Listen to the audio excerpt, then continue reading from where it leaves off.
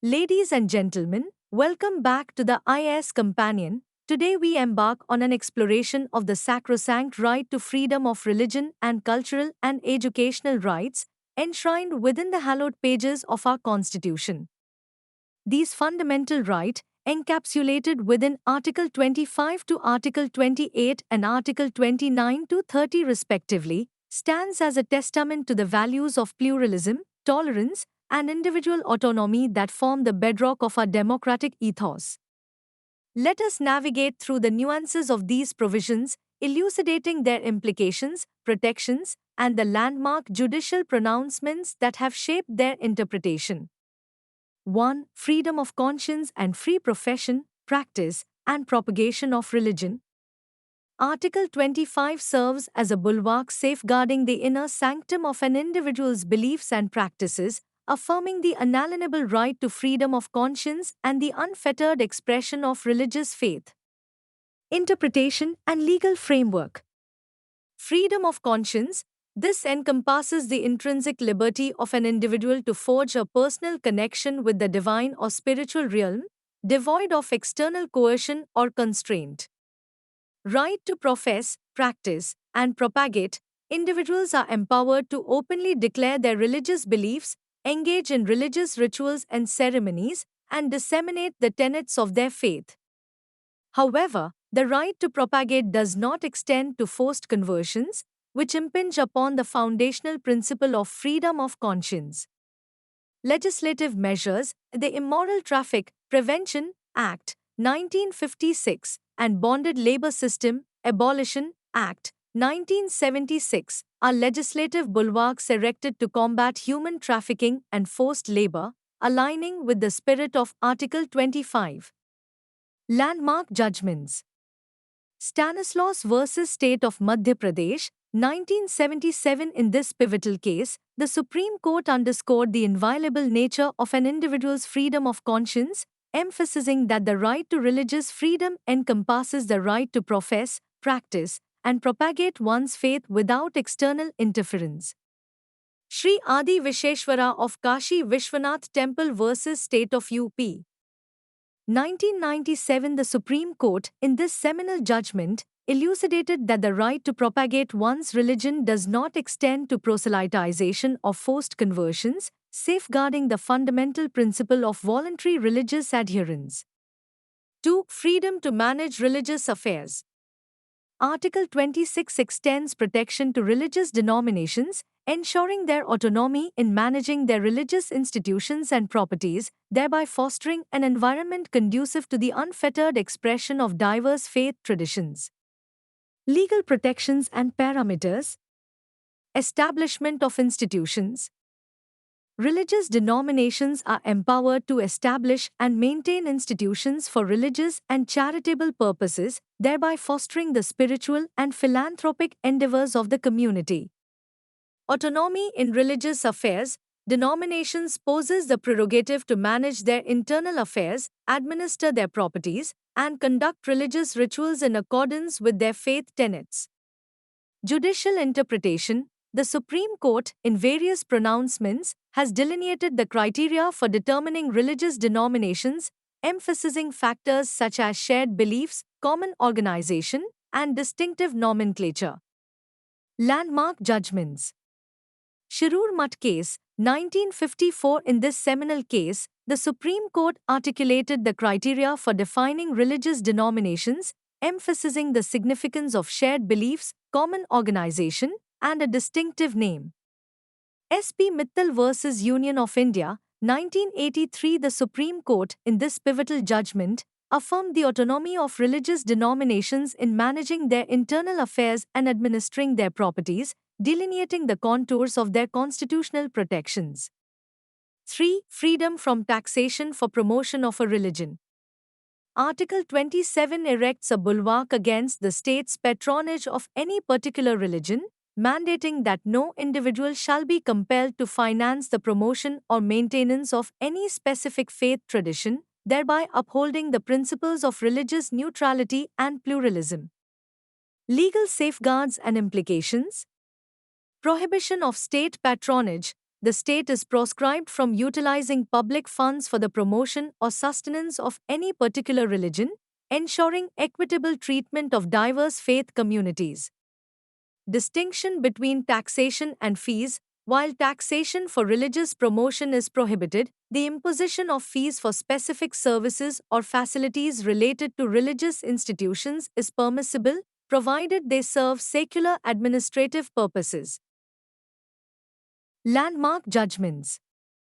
Bijo Emmanuel vs. State of Kerala, 1986. In this landmark case, the Supreme Court upheld the right of individuals to abstain from participating in nationalistic rituals, affirming the principle of freedom of conscience and religious belief.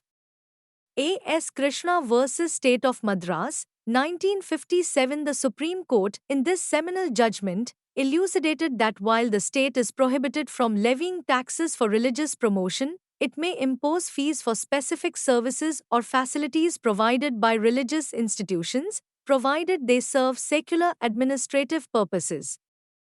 4. Freedom from attending religious instruction.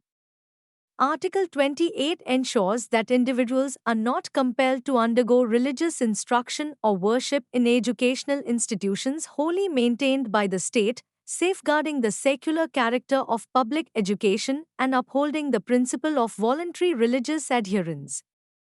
Educational provisions and exceptions. Prohibition of religious instruction. Educational institutions wholly maintained by the state are prohibited from imparting religious instruction or conducting worship sessions, ensuring the secular character of public education. Exceptions and consent requirement. Institutions administered by the state but established under religious endowments or trusts may impart religious instruction, subject to the consent of students or their guardians. Landmark judgments. S. R. Bommai vs. Union of India, 1994. In this seminal case, the Supreme Court underscored the secular character of the Indian state, emphasizing the imperative of impartiality and neutrality in matters of religion and education. D. A. vs. College Trust and Management Society vs. State of Punjab, 1971. The Supreme Court, in this pivotal judgment, elucidated that while religious instruction is permissible in educational institutions established under religious endowments, it must be conducted with due regard for the secular principles enshrined within the Constitution. Cultural and educational rights. 1. Protection of interests of minorities. Article 29 guarantees the rights of minorities, encompassing linguistic and religious communities, to conserve their distinct language, script, or culture, thereby fostering cultural diversity and preserving the rich tapestry of our nation's heritage. Preservation of minority rights. Conservation of language and culture. Minorities are entitled to conserve their unique linguistic, cultural, and religious heritage, fostering a pluralistic society that celebrates diversity and inclusivity. Non-discrimination in education. The state is proscribed from denying admission to educational institutions solely on the grounds of religion, race, caste, or language, ensuring equal access to educational opportunities for all citizens. Landmark judgments. TMA. Pi Foundation vs. State of Karnataka, 2002. In this seminal case, the Supreme Court elucidated the rights of linguistic and religious minorities to establish and administer educational institutions of their choice, ensuring the preservation of their cultural and educational autonomy. Street. Stephens College vs. University of Delhi, 1990. To the Supreme Court, in this pivotal judgment, affirmed the right of linguistic and religious minorities to establish and administer educational institutions in accordance with their faith traditions, thereby safeguarding their cultural and educational autonomy. 2. Right of minorities to establish and administer educational institutions. Article 30 guarantees minorities, both religious and linguistic, the right to establish and administer educational institutions of their choice, fostering an educational landscape that reflects the diversity and pluralism of our nation. Educational autonomy and protections.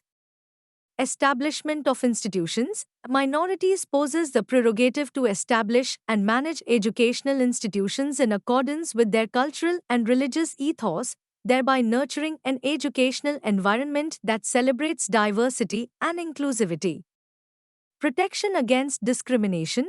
The state is prohibited from discriminating against minority educational institutions in the grant of aid or recognition, ensuring equitable treatment and fostering a level playing field for all educational stakeholders.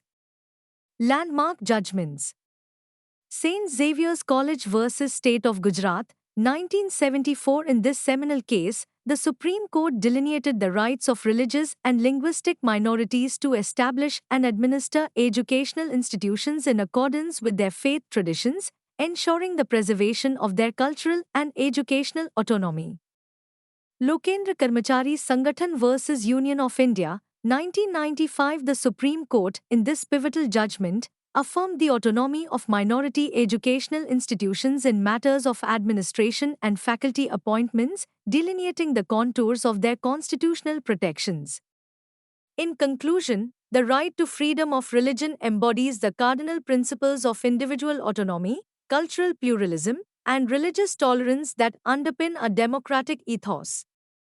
Through a judicious blend of legislative safeguards, judicial pronouncements, and constitutional provisions, we aspire to foster a society that respects and celebrates the rich tapestry of religious and cultural diversity. As we continue our collective journey towards a more inclusive and harmonious future, let us remain steadfast in our commitment to upholding the fundamental rights and freedoms enshrined within our Constitution, ensuring that the flame of religious liberty burns brightly for generations to come. Thank you.